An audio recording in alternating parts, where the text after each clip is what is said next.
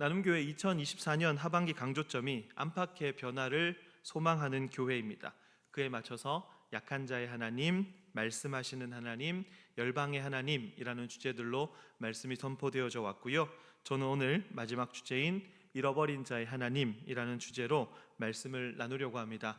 사실 본문을 정하고 말씀을 좀 강해하는 그런 개념보다는 오늘 말씀을 준비하면서 저희 바른미디어 사역과 관련해서 현장의 이야기들을 통해서 이 잃어버린 자의 하나님이라는 이야기를 좀 전해드리면 아마도 제가 잘 전달할 수 있는 부분이 아닐까, 가장 알맞은 접근법이 아닐까라는 생각들을 하게 됐습니다. 왜냐하면 바른미디어 사역의 우리 성도님들 아시는 것처럼 제가 사이비 종교 탈퇴자들을 많이 만나잖아요. 그래서 그 탈퇴자들을 회복시키는 가운데서 도대체 이 사역이 어떤 마음으로 진행이 되어져 오고 있는지, 그리고 앞으로도 될 것인지 라고 하는 이야기들을 좀 해보려고 합니다. 사실은 지금까지 제가 태어나서 설교를 하면서 간증이라는 것을 해본 적이 단 한 번도 없는데 아마도 어느 정도의 간증이 포함된 메시지가 되지 않을 포함된 메시지가 되리라 생각합니다. 사실 제가 이제 아시는 것처럼 이단 대책 사역들을 하는데, 사실 이단 대책 사역을 과거에는 어떤 방식으로 진행을 했냐 하면, 아무래도 예를 들면 신천지라는 단체가 있으면, 신천지가 올해로 생긴 지 40년이 됐는데 신천지라는 단체가 있으면 그 단체가 뭔지 알아야 되잖아요. 그래야 대책이라는 게 할 수 있으니까 뭐 그 단체가 가르치는 교리가 뭔지, 그 단체는 어떻게 사람들을 포섭하고 어떻게 다가오는지, 그렇게 사람을 미혹하는 이단 사입이 그 단체 그 자체에 집중을 해서 정체를 밝히는 일에 굉장히 많은 힘을 쏟았었습니다. 물론 이것도 굉장히 중요하죠. 그리고 이런 활동들은 꾸준히 이어져야 한다라고 생각을 합니다. 왜냐하면 계속해서 성도님들 아시는 것처럼 이단 사이비가 계속해서 교묘하게 진화하고 또 교묘하게 활동하기 때문에 그런 것들을 좀 밝히는 일들은 필요하다라는 생각이 드는데, 다만 그 사람들이 새를 키워 나가면서 부가적으로 발생한 문제들이 있었다라는 것을 발견하게 됐습니다. 그 중에 하나가 뭐냐면 탈퇴자들을 어떻게 해야 되지? 라고 하는 측면이었습니다. 사이비 종교가 막 생겨나는 건 그렇고 그 사람들이 새를 막 불려가는데, 문제는 시간이 지나면서 그런 단체에 있다가 탈퇴한 사람들이라고 하는 존재들, 그 존재들을 우리는 어떻게 이해해야 될까? 분명히 잃어버린 자들이고 그들에게도 바른 복음이 필요한 자들인데 우리는 그들에게 어떻게 다가갈 수 있으며 그들의 회복을 도울 수 있을까? 라고 하는 측면이 이 사역을 하면서 제일 많이 와닿았던 것 같아요. 우리는 흔히 사이비 종교를 탈퇴하면 문제가 해결되었다라고 생각할 수도 있지만 오해인 거죠. 제가 다음 주에도 이제 중독의 주제를 가지고 특강을 하게 될 텐데, 중독자들을 생각해 보면 똑같습니다. 뭐냐 하면 알코올 중독자가 단주를 시작했습니다. 약물 중독자가 단약을 시작했습니다. 우리는 이것을 가지고 다행이다, 물론 다행은 맞는데 모든 문제가 다 해결되었다라고 이야기하지는 않습니다. 왜냐하면 단주를 유지해 나가는 과정, 그리고 단약을 유지하는 과정이 얼마나 힘든지를 우리가 잘 알고 있기 때문에 그렇습니다. 또한 중독자로 살아가면서 자기가 했던 일에 대한 도덕적 검토도 해야 될 것이고, 자기가 했던 일을 직면해야 될 것이고, 그 중독자로 살아가면서 다른 사람들과 끊어졌던 그 관계들을 회복해 나가야 되니까, 사실 이제 단약, 단주, 이것이 모든 문제의 해결점은 아니라고 하는 거죠. 사이비 종교도 똑같더라고요. 탈퇴는 했는데 탈퇴라고 하는 것이 곧 회복을 보장하지는 않더라라고 하는 겁니다. 탈퇴라고 하는 것은 말 그대로 몸만 나온 것이고요. 그때부터 다시 한번 바른 신앙과 삶을 유지하기 위한 다양한 어떤 회복의 과정들이 필요하다라고 하는 거죠. 제가 올해로 세어보니까 이 사역을 한 지 한 10년 정도가 넘었더라고요. 제가 처음에 한 5, 6년 정도는 이단 문제를 취재해서 기사를 쓰는 기자 생활을 하다가, 그리고 2017년부터 바른미디어를 만들어서 또 지금까지, 그러다 보니까 한 13, 14년째 연차로는 이 일을 하고 있는데, 이 일을 하면서 정말 많은 피해자, 탈퇴자들을 만나왔던 것 같아요. 근데 특별히 저한테 유독 제 마음에 와닿는 존재들이 탈퇴자들이었습니다. 탈퇴자들이 탈퇴를 하고 난 이후에 회복하기가 너무 힘들다라고 하는 것, 첫 번째는 현실적인 부분이었습니다. 청년들이 참 많이 미혹이 됐잖아요, 사이비 종교에. 근데 청년들을 보면 학업을 포기했던 친구들이 정말 많죠. 그리고 단순히 1, 2년이면 2, 3년 정도면 사이비 종교에 있었던 기간이 그 정도면 괜찮은데, 적어도 10년이 넘어가면 그 공백을 메꾸는 것이 너무 힘들다라고 하는 거죠. 특별히 청년들의 시간을 착취하는 사이비 종교에서 학업을 포기한 채로 10년을 살다가 나왔다. 20살에 들어갔는데 30살에, 제가 그저께 통화한 친구가 20살에 들어가서 30살에 나왔대요. 그러면 그 10년이라는 공백을 메꾸기가 너무 힘들고, 심지어 그 안에서 신도들 간의 경제 공동체를 이루게 되면 사실상 탈퇴 자체도 되게 힘들어지는 상황에 놓이게 되는 겁니다. 이런 현실적인 부분에 더하여서 찾아오는 게 감정적인 부분이더라고요. 왜냐하면 내가 말도 안 되는 거에 속았다라고 하는 억울함이 있는데, 그 말도 안 되는 걸 내가 믿었구나라고 하는 자기 자신에 대한 수치심들이 막 생기기 시작해요. 그러다가 죄책감도 있습니다. 내가 제일 친한 친구를 데려갔는데 나만 나오게 되는 거죠. 사이비 종교가 단체를 유지하는 방식이 전체주의 국가처럼 신도들에게 계속해서 공포심을 주입하는 거기 때문에, 그런 늘 항상 공포심, 두려움 가운데 생활을 하던 사람들이 내 선택이 잘못됐으면 어떡하지? 나 지옥 가면 어떡하지? 이런 두려움 가운데서 계속해서 헤어나오지 못한다라고 하는 거죠. 언론에서, 미디어에서 탈퇴자들이 나와서 인터뷰를 할 때 절대로 빠뜨리지 않는 이야기가 뭐냐 하면 내가 지옥 갈까 봐 두렵다라고 하는 거죠.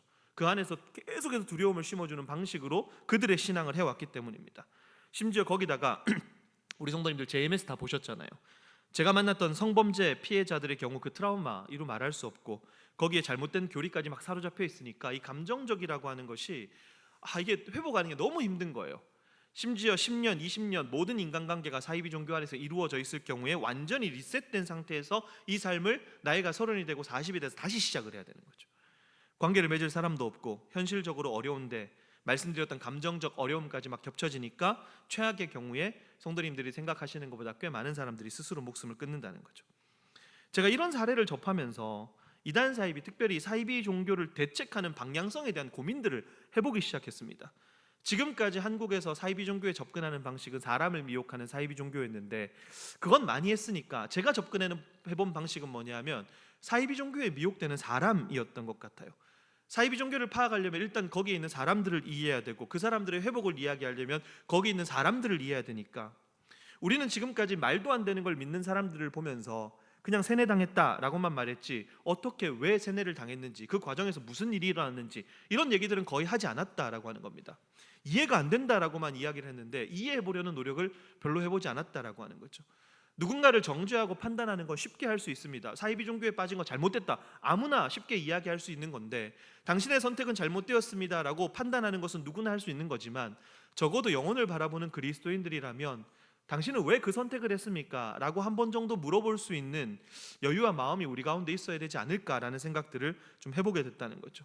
심지어 사이비 종교에 있는 사람들의 다수가 교회를 다니던 사람들이었다는 것을 우리가 잘 안다면, 교회라고 하는 것이 신앙 고백의 공동체잖아요.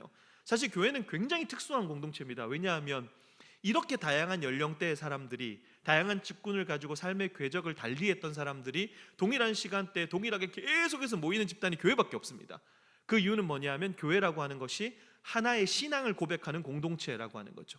하나의 신앙을 함께 고백하다가 어느 순간 갑자기 다른 영, 다른 예수, 다른 복음을 이야기하면서 다른 단체로 가버리고 심지어 그의 인생이 망가지는 것을 보면서 이해가 안 된다라고 단순하게 치부해버리기에는 뭔가 책임을 좀, 직무를 유기하는 것 같고, 그 사람들에 대해서 조금 더 이해해 보려는 노력들이 필요하겠다는 생각들을 좀 하게 됐던 거죠. 그래서 저의 가장 큰 관심사는 사람들이 도대체 왜 사이비 종교에 미혹되는 것일까라고 하는 측면이었습니다.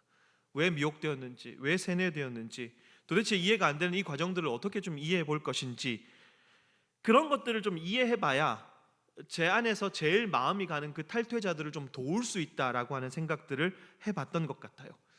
1년의 과정들을 통해서 정말 많은 탈퇴자들을 만났습니다. 그래서 바른미디어에서 최소한의 할 수 있는 일, 교회로 돌아가지 못한 사이비 종교 탈퇴자들과 성경 공부 모임을 시작했습니다. 저희 기관에 찾아오시는 다수의, 절대 다수의 퍼센테이지가 사이비 종교에서 10년에서 15년 정도 있다 나온 사람들입니다. 제가 이 사역을 하면서 만났던 분 중에 사이비 종교 제일 오래 계셨던 분이 몇 년이냐면 42년입니다. 한 친구를 만났는데 나이가 몇 살이냐고 물어봤더니 30살이라고 이야기합니다. 사이비 종교 몇 년 있었어요? 라고 물어봤더니 30년 있었다라고 이야기를 합니다. 사이비 종교 모태신앙인 거죠. 그런 친구들이 많이 와요. 심지어 사이비 종교 안에서 성경을 가르치던 강사 출신들 같이 성경 공부 모임을 시작했습니다. 근데 성경 공부 모임으로만 모든 게 다 해결되는 게 아니니까, 저는 전문적으로 심리 상담을 할 수 있는 사람은 아니니까 전문적인 심리 상담사, 협력 상담사 선생님들을 세우고 그분들과 같이 그분들의 그 탈퇴자들의 상담을 지원하게 되었습니다. 이 과정을 세팅하는 데 한 3년 정도 걸리더라고요. 그러다 보니까 사람들이 이단 사이비 관련된 사역을 하는 사람들을 향해서 좀 거친 사역이다, 힘든 사역이다 라고 말씀을 해 주십니다. 그런데 물론 뭐 특수한 부분이 없지는 않은데, 하지만 저는 이 사역이 다른 사역에 비해서 엄청나게 힘들거나 특별한 일을 하고 있다라고 생각하지는 않습니다. 특수 사역이라고 표현하시는 분들이 계시지만 명백하게도 이단 사입이 조금 우리 성도님들한테 생경할 수도 있겠지만, 이 이단 사입이 대책 사역은 뭐였냐 하면 적어도 저한테는 영혼을 돌보는 사역이었습니다. 누군가를 정죄하고 누군가를 판단하고 폭로하고 비난하는, 물론 어느 정도의 그런 영역이 있을 수는 있죠. 다른 복음, 다른 진리를 가르치니까 그건 아니야 라고 단호하게 우리가 이야기해야 될 부분이 있지만, 적어도 이단 사입이 관련된 대책 사역을 하는 저에게 이 부분보다 더 크게 다가왔던 건 거기에 있는 사람에 대한 문제였던 것 같아요. 영혼.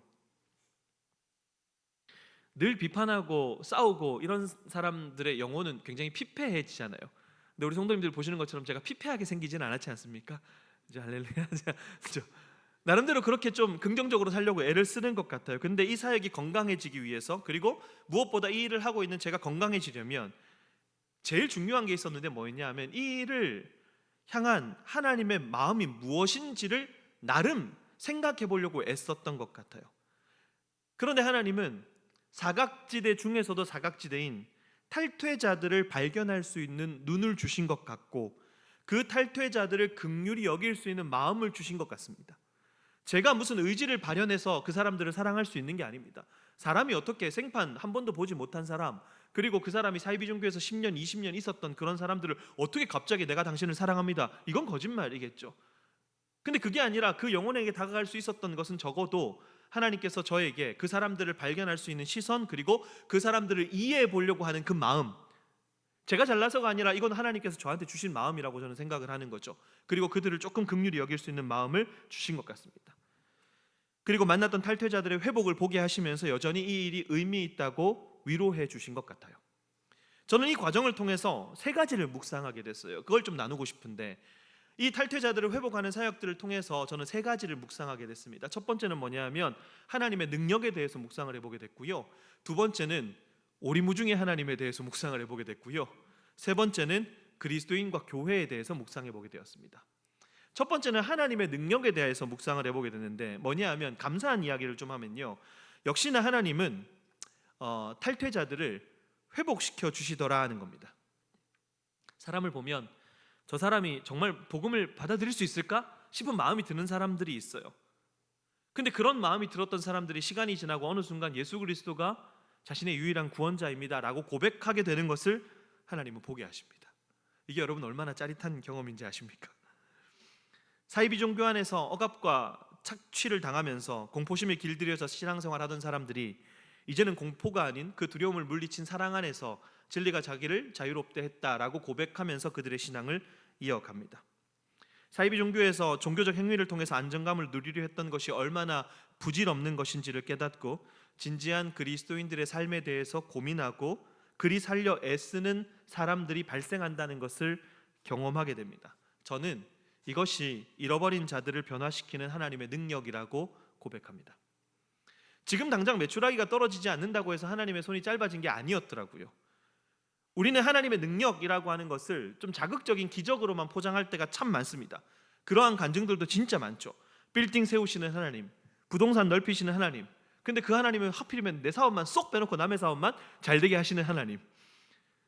왜 남의 사업만 그렇게 키우시는지는 잘 모르겠는데, 물론 그런 하나님의 능력을 부정하는 것은 아닙니다. 하지만 저는 제 삶에서 홍해가 갈라지는 것을 보지 못한 것 같습니다. 그럼에도 저는 하나님의 기적을 경험하면서 살아갑니다. 어떤 기적이냐면요, 그렇게 오랜 시간 동안 잘못된 믿음과 신앙을 가지고 망가진 일상을 살던 사람이 예수 그리스도께로 돌아옵니다. 이게 하나님의 능력입니다. 이게 하나님의 기적인 거죠. 잃어버린 자들을 향한 하나님의 능력이 발현됩니다. 그 능력으로 하나님은 그들의 삶을 이끌어 가십니다. 생명이 없는 곳, 억압과 착취를 당하던 이들이 생명의 거처로 처소를 옮겨서 진리 안에서 자유를 누리게 되는 것을 보게 하십니다. 저는 이것이 하나님의 능력이 아니고서는 설명이 안 됩니다. 저한테는 이것이 복음이고 부활입니다. 그리고 이것이 여전히 하나님이 살아계심을 고백할 수밖에 없는 이유이기도 합니다. 하나님은 괜시리 자신의 능력을 아무렇게나 과시하듯이 사용하시는 분이 아니라는 것을 우리는 잘 알고 있습니다. 그분은 자신의 능력을 그분의 목적과 뜻에 따라서 사용을 하실 텐데, 제가 지금까지 가장 많이 경험한 하나님의 능력은 사람을 회복시키시는 능력이었습니다. 사람의 힘으로 되는 것이 아니라는 것을 이걸 하면서 뼈저리게 경험하거든요. 정말 하나님의 능력입니다. 탈퇴자들을 많이 만났잖아요. 제가 지금까지 10년 넘는 시간 동안 얼마나 많은 탈퇴자들을, 각양각색의 탈퇴자들을 많이 만났겠습니까? 그런데 그런 일들을 어느 정도 하다 보면 어느 정도의 소위 말해서 딱 봤을 때 이 사람이 이 정도로 심각하구나. 그래서 이런 것들이 필요하고 요렇게 채워지면 이 정도 시간이 지나가면 어느 정도 결과물이 나오겠구나 라고 하는 수치와 데이터가 어느 정도 나오잖아요. 그런 것들을 생각할 때 참 신기하게도 여지없이 하나님은 예측들을 참 많이 깨트리십니다. 빗나가는 경우가 너무나 많은 거죠. 그래서 저는 이 일을 하면 할수록 10년 넘게 이단 관련된 일을 하다 보니까 교회에 어디 가서 강의를 할 때도 사람들은 저를 이단 전문가라고 표현하지만 저는 전문가라는 표현을 별로 안 좋아합니다. 왜냐하면 하면 할수록 전문성이 생기는 것이 아니라 한계와 경계를 만나게 되더라는 거죠. 그러면서 한 가지 배운 건 뭐냐면 변화라고 하는 것이 사람의 능력으로부터 오는 것이 아니라는 것을 고백하게 됩니다. 여지없이 깨트리시면서 적어도 제가 말빨이 나쁜 사람은 아니거든요. 제 말빨을 의지하고 적어도 지금까지 했던 스킬을 의지하려고 했던 그 상황을 여지없이 깨트리시면서 이것이 사람의 능력으로 할 수 있는 것이 아니라고 하는 것을 고백하게 하십니다. 제 힘으로 되는 게 아무것도 없었습니다. 그래서 어려운 시기를 잘 이겨나가고 안정감을 찾아가는 탈퇴자들을 보면서 저는 회복시키시는 하나님을 묵상하게 됩니다. 하나님의 능력이 나타났다는 증거, 하나님이 여전히 기적을 베푸신다라는 증거가 저한테는 그런 탈퇴자들입니다. 그분이 여전히 일하고 계시다는 사실을 그들을 통해서 저는 경험하게 됩니다. 또한 그분들을 통해서 하나님은 여전히 잃어버린 자들을 찾고 계셨구나 라고 하는 사실, 우리가 그런 사람들에게 눈을 돌려야 되겠구나 라고 하는 생각들을 하게 하십니다. 그래서 저는 이 사역을 하면서 사람을 변화시키시는 능력의 하나님을 묵상하게 됩니다. 근데 이 능력의 하나님이 제가 이제 이 사역을 하면서 첫 번째 묵상하는 거라면, 두 번째는 뭐냐 하면 정반대의 상황을 만나게 되면서 묵상하게 되는 오리무중의 하나님입니다. 말 그대로 오리무중입니다.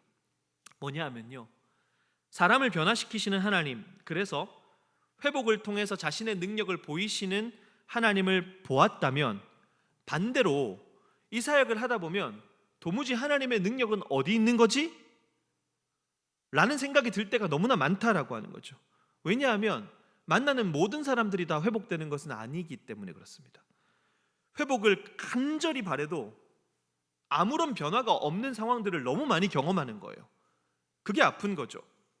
제가 만났던 많은 탈퇴자들 중에 정말 마음이 가는 몇 사람이 있습니다. 한 분은 사이비 종교 안에서 20년 넘게 그 안에서 이제 생활을 하면서 그 안에서 성경을 가르치던 강사였습니다. 나오니까 죄책감이 얼마나 커요. 자기가 많은 사람들을 잘못된 길로 인도를 했잖아요. 그리고 그 죄책감 플러스해서 아까 말씀드렸던 막 불안함들, 허무함들, 이분은 분노가 되게 강하셨어요. 분노, 억울함, 수치심, 그죠? 그 힘든 상황을 보내고 있는 와중에 적어도 내가 잘못된 것을 좀 교정을 해봐야 되겠다라고 하는 마음으로 같이 성경 모임을 했습니다. 할 때마다 그런 고백을 했습니다. 뇌가 절여져 있었구나, 자기 뇌가 절여져 있었구나라는 표현을 쓰시더라고요. 그러면서 혼란스러움을 걷어내는 과정이 너무 힘들다라고 이야기를 해요. 그런데 하나님은 잘 모르겠는데 신이라고 하는 신적인 존재가 있는 것은 같은데, 그게 하나님이라는 존재인 건지는 잘 모르겠지만 이 과정 속에서 자기가 할 수 있는 게 없고 제가 믿음을 심어줄 수 있는 게 아니니까 끊임없이 기도라는 걸 해본대요. 하나님이 살아계시면 내 안에 믿음이라는 걸 좀 주실 수 있나요? 라고 그렇게 밤을 지새워 눈물을 흘리고 기도해도 자기 삶에 아무런 변화가 일어나지 않는다라고 하는 거죠. 한 친구는 사이비 종교의 모태신앙, 아까 말씀드렸던 30년 그 친구인데 탈퇴를 했는데 자기 인생이 리셋되는 기분이라고 하더라고요. 그래서 참 신기하게도 이 친구가 교회를 가보고 싶었대요. 그래서 교회를 갔는데 딱 가서 이제 너무 순진하게 자신의 모든 상황을 다 오픈을 한 거죠. 그랬더니 이제 교회 새가족 권사님 부활, 당신이 성경을 잘 몰라서 사이비 종교에 빠졌으니까 같이 성경 모임을 하자라고 이야기를 했대요. 되게 무례한 말이잖아요. 기도를 했대요. 계속해서 기도한대요. 어떻게 하면 바른 신앙을 가질 수 있을까요? 교회라는 벽이 자기한테 너무 높아서 어떻게 하면 내가 교회라고 하는 곳에 들어갈 수 있을까요? 왜냐하면 여러분 이런 경우도 있어요. 교회라고 하는 것을 사이비 종교가 워낙 악마화시키잖아요. 그러다 보니까 제가 본 사례 중에 정말 최악의 사례 중에 하나가 뭐였냐면, 토요일 날 예배당에서 결혼식을 하는데 한 친구가 못 들어가는 거예요. 예배당 안으로. 왜냐하면 저기 들어가면 죽는다, 저기 들어가면 내 영이 죽고 지옥 간다, 이렇게 배운 거예요, 사이비 종교 안에서. 그러니까 이 문턱이 너무 높은 거죠. 그런 것들을 막 어떻게 해가지고 이겨내고 겨우 용기를 내서 발을 딱 들였더니 그런 말들이 들어오니까 나는 어떻게 하면 교회에 갈 수 있어요? 어느 교회를 가야 돼요? 우리는 너무 쉽게 그냥 나눔교회라고 하는 곳에 아무 그거 없이 오는데, 어떤 이들에게는 나는 어느 교회를 가야 되고 어떻게 교회에 가야 되고 교회 문턱 한번 발을 넘기는 게 너무나 힘든 상황들, 그렇게 울면서 할 수 있다면 하나님 살아계시면 제가 교회로 갈 수 있도록 인도해 주세요 라고 기도하는데, 한 달이 지나고 두 달이 지나고 세 달이 지나도 아무런 일이 벌어지지 않는다라고 하는 거죠. 교주에게 성폭행을 당한 피해자들도 진짜 많이 만났습니다. 그런 와중에서도 바른 신앙이 무엇인지를 고민하고 함께 모임을 해보겠다고 함께 성경을 읽고 공부하는 친구들이 있었어요. 여전히 그들에게 하나님의 존재는 막막하기만 합니다. 심지어 이단 사이비도 그런데, 교회에서, 일반 교회라고 정통교단 마크 달아놓는 교회에서 목회자들에게 성적으로 피해를 입고, 제 절친한 목사님 두 분이 특별히 저와 함께 그런 교회 안에서 성범죄를 당한 여성 피해자들을 계속해서 돕는 일들을 하고 있는데, 며칠 전에서 만나서 이야기를 나누는데 우리 셋 사이에서 올해만 목숨을 끊은 사람이 8명입니다. 8명이 죽었어요. 너무 맑은 하늘을 보면서 길을 가다가 저도 모르게 하늘을 보면서 나지막히 그런 얘기가 딱 떠올라요. 보고 계시나요? 저도 모르게 그 말이 튀어나오더라고요. 이거 보고 계세요, 하나님? 이 사역을 하면서 묵상하는 하나님은 능력의 하나님인 동시에 오리무중의 하나님이었어요. 이 역설을 어떻게 설명해야 될지 잘 모르겠는 거예요. 도무지 이런 일들에 담긴 하나님의 뜻을 고상한 어떤 신학적 용어로 풀어내서 설명할 자신이 없습니다. 실제로 이런 일들이 왜 일어납니까? 라는 질문들을 많이 받았는데 저는 대답해서 저 잘 모르겠다고요. 잘 모르겠어요. 분명히 하나님은 능력이 있는 분이신데, 저는 하나님께서 창조론에 대한 어떤 신학적 논쟁이 엄청 많지만 저는 하나님이 무에서 유를 말씀으로 창조하셨다는 사실을 믿어요. 그게 하나님의 능력이잖아요. 근데 그만한 능력을 가지신 분이 왜 자기를 간절하게 찾는 자들에게 묵묵부답하실까? 이게 잘 이해가 안 되는 거예요. 제가 어릴 때만 해도 한국교회 안에서 승리, 돌파, 점령, 이 산지를 내게 주소서 같은 목적지향적인 그런 교육을 받고, 그래서 어딘가에 올라서 무언가에 방점을 찍어야 성공한 그리스도인이라고 배워왔기 때문에 제가 경험하는 이런 상황들이 너무 이질적으로 다가오는 거예요. 그래서 도대체 뭐죠, 하나님? 이라는 고민들을 많이 하게 되다가, 적어도 아직까지는 뭐 더 깊은 고차원적 깨달음을 얻지는 못했고, 적어도 다만 제가 이 오리무중의 하나님을 묵상하면서 제가 할 수 있는 일이 있다는 것을 알게 됐어요. 그게 뭐냐 하면, 먼저 첫 번째로 간단하게 하나님의 뜻을 함부로 재단해서는 안 되는 건데, 이게 진짜 중요해요. 뭐냐 하면 그냥 이 상황을 끌어안고 슬퍼하는 것이었습니다. 오리무중의 하나님을 묵상하면서 제가 할 수 있는 일을 발견했는데, 그게 뭐냐? 그냥 이 상황을 끌어안고 슬퍼하는 것. 저는 이를 통해서 한 가지 그리스도인의 삶의 태도를 배웠습니다. 뭐냐 하면 애통하는 삶이었어요. 애통하는 삶. 그리스도인의 삶의 태도 중에서 간과되고 많이 강조되지 않은 것이 있다면 애통인 것 같아요. 성경에는 기뻐하라는 말이 압도적으로 많이 나오죠. 그리고 애통하고 슬퍼하는 상황은 뭐 그렇게 좋은 상황은 아닙니다. 어떻게 해서든지 모면할 수 있으면 모면하는 것이 좋은 것이 슬픈 상황이죠. 그래서 우리는 애통하는 삶에 대한 이야기를 그렇게 많이 하지는 않았던 것 같아요. 그런데 우리 주변에 고통받고 억압받는 사람들에 대한 이야기는 하나님의 뜻을 쉽고 명확하게 설명함으로써 접근할 수 있는 문제가 아니라는 사실을 너무나 뼈저리게 경험하면서 살았습니다. 오히려 그 상황 속에서 이 상황을 끌어안아서 애통함으로써 하나님의 마음을 배우고 그분의 시선을 느끼게 되는 것으로 저는 이 문제를 대하게 돼요. 답은 모르겠지만 적어도 그리스도인이 이 상황을 끌어안는 애통, 하나님이 잃어버린 자들을 찾고 계신다라고 믿는 우리라면 이 애통하는 눈과 마음 없이는 그들을 찾을 수 없다는 사실을 배우게 하십니다. 그래서 그리스도인의 애통은 단순히 신세 한탄이 아니라 황폐해진 이 땅, 참혹한 땅, 이 땅에서 고통받고 억압받는 자들을 보면서 아파하는 애통입니다. 오리무중의 하나님이지만 그럼에도 하나님의 이름을 부를 수밖에 없어서 때로는 오리무중의 하나님이지만 그분이 아니고서는 설명이 안 되는 일들을 경험하게 하시면서 또 하나님의 이름을 부르게 하시고 그 앞에 무릎 꿇게 하십니다. 저는 이 애통을 저의 사역의 현장에서 배우고 있는 중입니다. 기뻐하지만 여전히 애통합니다. 이 역설이 제 안에서 뿌리를 내리고 있는 중인 것 같아요. 그렇게 저는 조금씩 성장하고 있는 것 같습니다. 사랑하는 나눔교회 성도님들, 우리 성도님들의 삶에 이 애통이 있기를 소망합니다.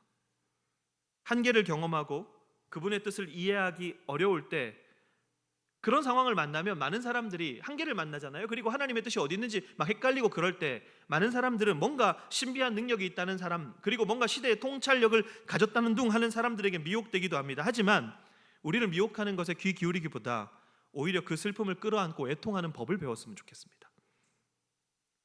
그 애통이 잃어버린 자들을 향한 하나님의 마음을 배울 수 있는 길이기 때문에 그렇습니다. 탈퇴자들을 만나는 사역을 하면서 제가 세 가지를 묵상하게 됐다고 했는데, 첫 번째가 이제 그 능력의 하나님, 두 번째가 이제 애통의 그 오리무중의 하나님이잖아요. 그리고 세 번째가 뭐냐 하면 첫 번째 능력의 하나님, 두 번째 오리무중의 하나님, 그리고 마지막으로는 이 능력의 하나님과 오리무중의 하나님 사이에 있는 저 자신, 그리스도인 그리고 교회인 것 같습니다. 능력의 하나님과 오리무중의 하나님이 사이에서 그리스도인으로서 교회로서 좀 혼란스러운 거예요. 이럴 때 우리는 어떤 태도로 무엇을 바라보면서 우리의 삶을 살아가야 될 것인가에 대해서 묵상을 하게 됩니다. 저는 이 고민이 들 때마다 떠오르는 구절이 있습니다. 잃어버린 자들을 만나고 잃어버린 자들의 하나님을 생각하고 그 사이에서 혼란한 저로 하여금 정체성을 잃어버리지 않도록 만들어주는 구절이 바로 오늘 우리가 읽었던 이 구절입니다. 이 구절은 우리로 하여금 우리의 최종 목적지가 어디인지를 명확하게 알려주는 구절입니다. 사실 목적지를 알고 있다는 건 되게 중요합니다. 왜냐하면 목적지를 알고 있으면 가다가 길을 잘못 들거나 아니면 돌아가거나 그래도 어떻게 해서든지 목적지로 가기 위한 노력을 하게 됩니다. 그렇죠? 목적지가 분명히 있으면 저기로 분명히 가야 돼요. 가야 되는데 가다가 실수로 뭐 잘못 길을 들었을 수도 있고 뺑 돌아갈 수도 있고 내 판단을 잘못해서 뭐 잘못할 수도 있죠. 그런데 목적지만 분명하다면 어떻게 해서든지 우리는 잘못된 길에서 다시 돌아와서 그 목적지로 가기 위한 노력을 하게 됩니다. 그래서 그리스도인들에게 목적지를 분명히 하는 것이 정말 중요한데 그 구절이 바로 오늘 우리가 읽었던 베드로후서 3장 13절의 말씀입니다. 같이 한번 보시면요, 개역개정 성경에 이렇게 되어 있습니다. 우리는 그의 약속대로 의가 있는 곳인 새 하늘과 새 땅을 바라보도다. 새 번역 성경도 좋아서 같이 가지고 왔습니다. 이렇게 되어 있습니다. 그러나 우리는 주님의 약속을 따라 정의가 깃들여 있는 새 하늘과 새 땅을 기다리고 있습니다. 성경에서 말하는 천국의 그 극치라고 표현하죠, 신학자들은. 그리고 하나님 나라의 완성이라고 표현하는데, 그래서 우리 성도님들 많이 들어보셨듯이 우리가 거할 최종적 장소를 성경은 새 하늘과 새 땅이라고 표현합니다. 이게 사실 신천신지거든요. 이게 신천지가 이걸 가져가 버렸어요. 새 하늘과 새 땅. 그렇죠? 근데 이 새 하늘과 새 땅, 우리가 최종적으로 머물 그곳의 특징이 있는데 그게 뭐냐면 의가 있는 곳입니다. 조금 더 감성적으로 표현하면 세번역 성경처럼 정의가 깃들여, 하나님의 정의가 깃들여져 있는 곳입니다. 저는 물론 이런 것들을 잘 신뢰하지 않지만 천국 지옥 간증하시는 분들이 되게 많습니다. 갔더니 그런 간증을 들어보면 죄다 황금집이에요.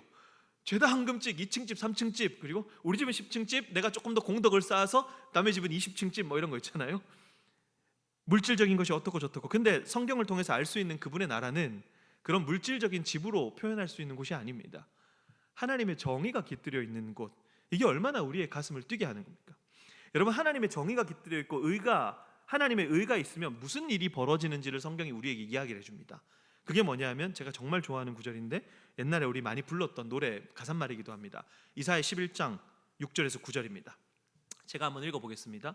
그때의 이리가 어린 양과 함께 살며 표범이 어린 염소와 함께 누우며 송아지와 어린 사자와 살찐 짐승이 함께 있어 어린아이에게 끌리며 암소와 곰이 함께 먹으며 그들의 새끼가 함께 엎드리며 사자가 소처럼 풀을 먹을 것이며 젖먹는 아이가 독사의 구멍에서 장난하며 젖된 어린아이가 독사의 굴에 손을 넣을 것이라. 내 거룩한 산 모든 곳에서 해됨도 없고 상함도 없을 것이니 이는 물이 바다를 덮음같이 여호와를 아는 지식이 세상에 충만할 것입니다. 이게 이사야 11장에 나오는 메시아 왕국, 메시아가 통치하는 나라의 특징을 이야기합니다. 그래서 우리 옛날에 그거 많이 불렀잖아요. 독사굴에 어린이가 우리 좀 젊으신 분들 이거 아세요? 모르세요? 좀 모르신대요. 이거 연식 구분하는 질문이거든요. 독사굴에 어린이가 손 놓고 장난쳐도 물지 않는, 이게 여기서 나오는 겁니다. 그렇죠? 어떤 해석가들은 이것을 문자적 그대로 받아들입니다.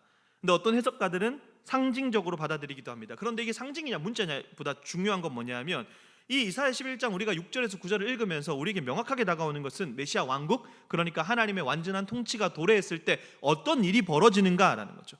어떤 일이 벌어집니까? 여호와를 아는 지식으로 말미암아 더 이상 이 세상에 폭력과 파괴와 억압과 착취가 들어설 자리가 없습니다. 이게 우리가 바라보는 목적지입니다. 하나님의 통치가 완벽하게 이루어지는 완성될 하나님의 나라, 우리의 최종적 목적지, 성경은 이곳을 새하늘과 새 땅이라고 얘기하죠. 이 땅의 특징이 뭐냐 하면 해됨도 없고 상함도 없을 것이다. 해됨도 없고 상함도 없다. 이 구절이 저는 굉장히 가슴이 뛰는데 우리 성도님들 어떠십니까? 여러분, 해치거나 파괴하는 일들이 있어요.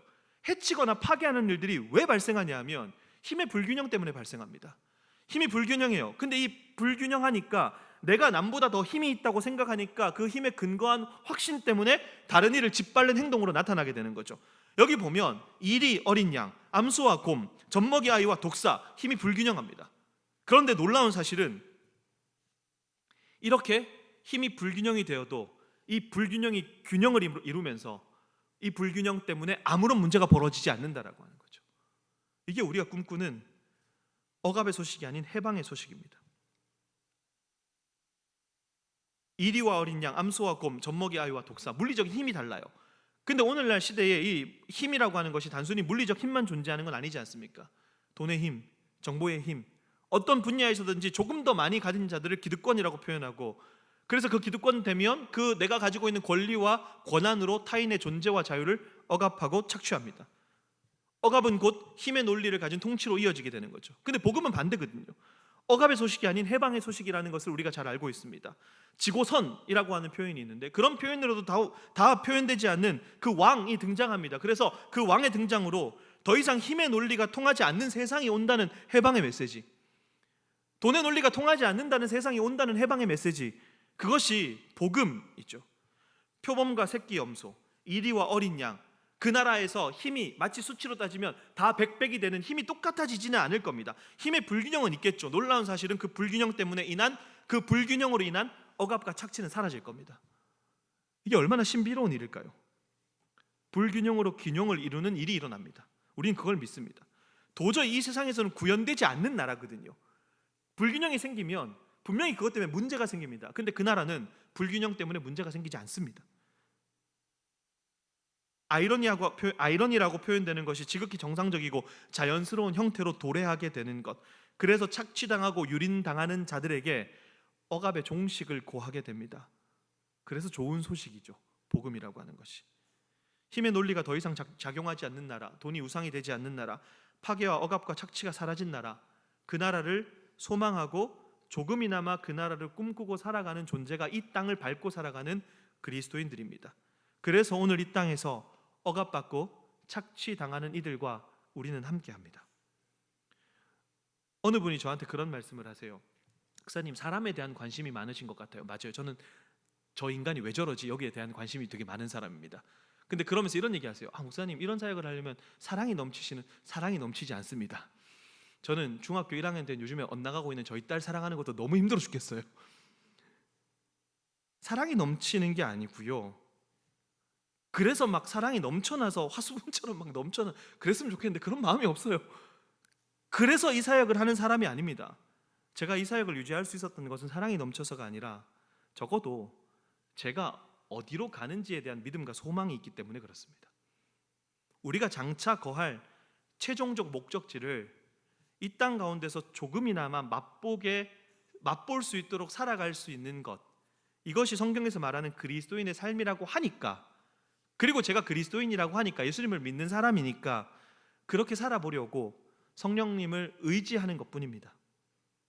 그렇게 장차 해치거나 파괴하는 것, 그리고 억압하고 착취하는 것이 완전히 사라질 그 완성된 하나님 나라를 꿈꾸는데, 나눔교회 성도님들, 그 나라가 이제 장차 올 텐데 그 장차 오는 그 나라가 이미 이 땅 가운데 임했다라고 하는 것의 증거가 뭐냐면 교회입니다. 그래서 교회를 신학자들은 하나님 나라가 이 땅 가운데 임한 표지라고 표현하는 것입니다. 하나님 나라가 이 땅 가운데 임했다. 증거가 있어야 될 거 아닙니까? 하나님 나라가 이 땅에 왔대요 라고 이야기를 하는데 그 증거가 뭐예요? 라고 한다면 그 증거가 바로 교회입니다. 그래서 교회는 억압과 착취에 대항하는 겁니다. 그런 곳이 아니라고 이야기를 하는 거죠. 그런데 현실은 어떨까요? 교회 안에서 성범죄가 참 많이 벌어집니다. 법원 판결문에 지난 한 길게 잡으면 한 7, 8년 전부터 생소한 용어가 생겨나기 시작했는데 무슨 용어가 생겨나기 시작했냐면 종교적 항거 불능이라는 표현입니다. 마치 권위를 가지고 있는 목회자나 교주가 신도들로 하여금 항거 불능의 상태로 만드는 것. 근데 이 앞에 뭘 붙였냐면 종교적 항거 불능이라는 표현을 시작했습니다. 억압과 착취가 종식되는 나라가 임했다라고 하는 것의 증거인 교회 안에서 신도를 항거 불능의 상태로 만들고 유린하는 거죠. 이것은 교회가 아닙니다. 저는 제 사역에 국한되어서 말씀드리지만 성도님들의 삶의 영역에서도 마찬가지이지 않겠습니까? 그래서 저는 시온의 영광이 빛나는 아침이라는 찬양을 참 좋아합니다. 별로 안 좋아하는 찬양은 이 믿음 더욱 굳세라 같은 찬양을 별로 안 좋아합니다. 조금 심각하신 것 같아서. 시온의 영광이 빛나는 아침, 시온의 영광이 빛나는 아침, 하나님의 통치가 구현되는 세상의 비유적 표현이겠죠. 정의와 평화가 비로소 이 땅에 깃들게 됩니다. 어둡던 이 땅이 밝아옵니다. 그게 막 상상이 되는 거예요. 메었던 종들이 돌아옵니다. 광야, 완전히 메말랐던 곳에서 화초가 핍니다. 말랐던 시냇물이 흐르게 됩니다. 싸움과 제약이 참혹한 땅에 찬송이 하늘에 사무친다라고 표현하잖아요. 깊이 스며들어서 멀리까지 퍼진다. 이게 사무친다의 국어사전적 정의죠. 그런 반전이 일어납니다. 오래전 선지자 꿈꾸던 복, 하나님의 정의와 평화를 통해 일어나는 회복, 그것이 오늘날 이 땅의 참혹함을 보고 슬퍼하고 애통하는 자들이 고대하던 그 회복의 꿈, 갇힌 자가 자유하게 되고 억눌린 자가 해방되는 그 복음, 현재 하나님 나라가 이 땅 가운데 임했다라는 표지인 교회를 통해서 미리 맛보고 장차 임할 하나님의 나라를 고대하게 되는 것, 이것이 능력의 하나님과 오리무중의 하나님 그 사이에서 교회의 역할에 대해서 생각해보는 지점입니다. 그래서 오늘도 능력의 하나님과 오리무중의 하나님 사이에서 도대체 나의 정체성은 무엇인지 라고 하는 것을 생각하고 애통해보고 그러면서 우리의 최종적 목적지가 어디인지를 상고하면서 묵묵하게 우리에게 주어진 길을 걸어가게 되는 것입니다. 억압된 자들에게 억압의 종식을 구하고 해방의 나라를 소개하고 그 나라가 이미 임했는데 그것이 교회야, 그 증거가 우리의 삶을 통해서 드러나고 있어 라고 이야기를 할 수 있게 되는 것이죠. 저는 내일 오전 9시 30분에 원래 탈퇴자 상담이 있었습니다. 근데 갑자기 저희 친척 중에 장례가 나서 내일 하루 종일 장례식이 있을 것 같아서 이 미팅을 다음 주로 미뤘는데 저는 그 탈퇴자를 회복시킬 수 있는 능력이 없습니다. 능력의 하나님을 고백하게 될지, 그 탈퇴자를 통해서 그 탈퇴자를 회복시키시는 능력의 하나님을 경험하게 될지, 아니면 아까 말씀드렸던 그 오리무중의 하나님을 경험하게 될지는 잘 모르겠습니다. 그런데 저는 그 둘 사이에서 제가 그리스도인이라는 정체성을 놓치지 않으려고 애를 쓸 겁니다. 우리가 꿈꾸는 그 정의와 평화를 바라보고 억압과 고통 가운데 있는 자를 긍휼히 여기면서 만나려고 합니다. 그에게 해방의 소식을 전하고 그의 상황을 끌어안고 애통해 보려고 합니다. 저는 이것이 그리스도인들의 삶이라고 믿어 의심치 않습니다. 그리고 제 안에서 그리스도의 능력이 발현되는 삶이라고 말씀드리고 싶습니다. 말씀을 좀 맺으려고 합니다. 우리 아까 찬양 하나 드렸는데, 사람들을 동원해서 새 자랑을 하고 그것으로 우리의 요구를 관철시키는 것이 그리스도인의 능력이 아닙니다. 오히려 억압과 착취의 현장에 있는 이를 바라보고 어려운 시대에 그들을 발견할 수 있는 눈을 가지고 내 성정으로는 말 한 번 붙이기 힘든 그 사람들에게 다가가서 이름 한번 부르고 함께 할 수 있다라고 이야기하는 것, 그것이 저는 능력 있는 그리스도인들의 삶이라고 확신합니다. 수련회에 참석하는 중고등학생 아이들에게 그런 표현을 많이 씁니다. 우리가 하나님의 자녀라고 하는 증거는 학교 현장으로 돌아가서 왕따당하는 친구를 함께 왕따시키지 않고 그 친구에게 다가가서 말 한번 붙여주는 것으로 드러난다고 말이죠. 그리고 그것이 초등학생, 중학생, 고등학생 친구들에게는 너무나 큰 용기를 필요로 하는 행동이기 때문에 하나님, 저 친구한테 다가가서 말 한번 붙여줄 수 있는 용기를 저에게 좀 주실 수 있을까요? 라고 기도할 수 있다면 저는 이것이 초, 중, 고등학생들이 할 수 있는 가장 위대한 기도라고 생각합니다. 물론 제가 10대 시절에 저에게 교회에서 가장 많이, 그 당시에 한국교회 전체의 분위기가 그런 거였어요. 뭐 다니엘 학습법 같은 거 막 나오고 그러면서 10대 때 꿈꾸고 20대 때 준비해서 30대 이루자. 자꾸 뭘 이루래요. 부담스러워 죽겠는데 뭘 자꾸 하래요. 별로 하고 싶지도 않은데. 근데 그렇게 배웠어요. 뭔가를 해야 되고, 아까도 말씀드렸던 것처럼 어떤 것에 위에 올라가야 되고 성공해야 되고 방점을 찍어야 되고, 굉장히 어떤 그 신앙생활이라고 하는 것을 뭔가 계속해서 한 단계 한 단계 한 단계 뭔가 성취를 해야 되고 성과를 내야 되는. 근데 삶의 현장에 나와서 사역을 해보니까 이런 모든 상황들이 너무나 이질적으로 다가왔고, 그 상황 속에서 그리스도인들의 능력과 삶이라는 건 뭐지라고 하는 것을 고민했을 때, 멀리 갈 거 없이 그냥 내 옆에 한 사람, 그 사람이 지금 아파하고 있구나라는 것을 발견할 수 있는 시선만 가질 수 있다면, 그리고 그것을 나의 상황으로 끌어안고 애통할 수 있다면, 그것이 내 안에서 하나님의 능력이 발현되는 순간이구나 라고 하는 것들을 경험하게 됩니다. 저는 저의 자리에서, 우리 성도님들은 성도님들의 자리에서 우리의 시선이 어디에 머물러 있는지, 그리고 우리가 무엇을 바라보고 살아가는 사람인지를 생각하면서 우리에게 주어진 삶을 살아가기를 소원합니다. 그러면 능력의 하나님을 경험할 수 있을 겁니다. 때로는 오리무중의 하나님도 경험할 수 있을 겁니다. 그러나 그 안에서 소망을 가지고 우리의 최종적 목적지가 어디인지를 바라본다면 흔들리지 않고, 주님, 이 상황에서 나에게 원하시는 것이 이거이구나 라고 하는 것을 조금씩 배우면서 그것이 우리 안에 뿌리 내려서 우리의 신앙을 지켜줄 것이라고 저는 확신합니다. 그렇게 살아낼 수 있는 저와 여러분 되기를 소원합니다. 애통할 수 있었으면 좋겠고요, 아파할 수 있었으면 좋겠고요, 그 애통과 아파함을 가지고 최종적 목적지를 바라보면서 소망을 품었으면 좋겠습니다. 그것이 저는 저의 사역에서 배운 하나님의 마음인 것 같고, 우리 성도님들의 또 삶의 영역에서 또 배우시는 부분들, 이루어 가시는 부분들이 있을 줄로 압니다.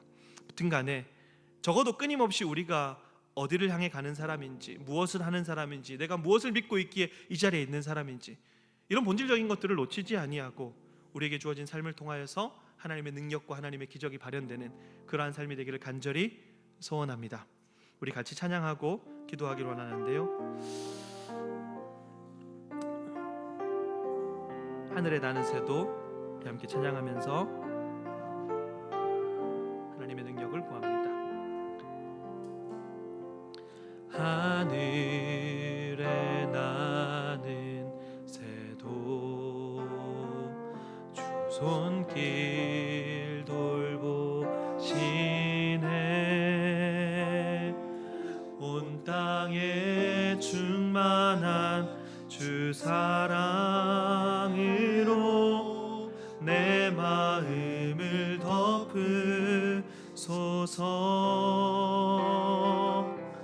주 나를 부르셨네. 주의 영광 위에 모든 사람 이끌소서. 주의 영광으로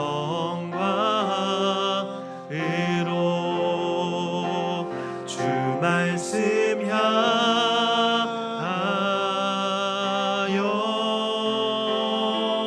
달려가리라.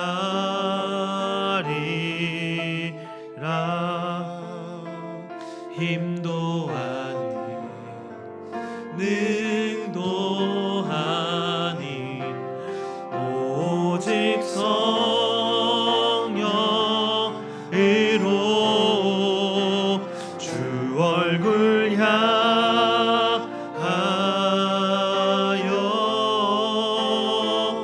달려가리라.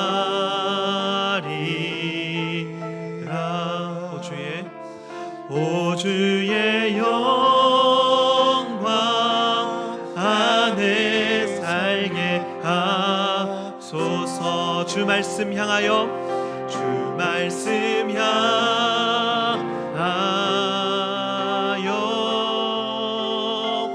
달려가리라.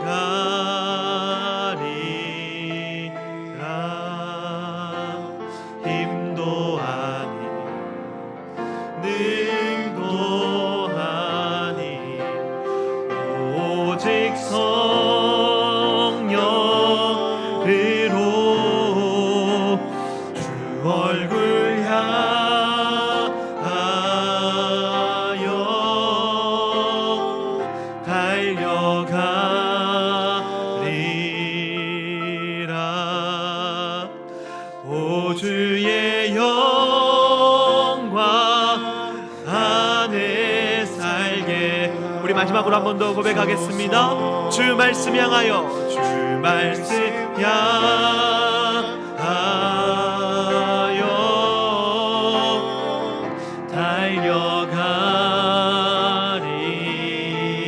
달려가리라. 힘도 아니 능도 아니 오직 성령으로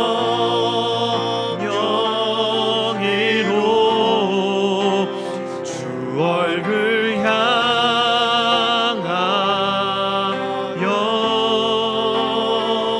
달려가리라.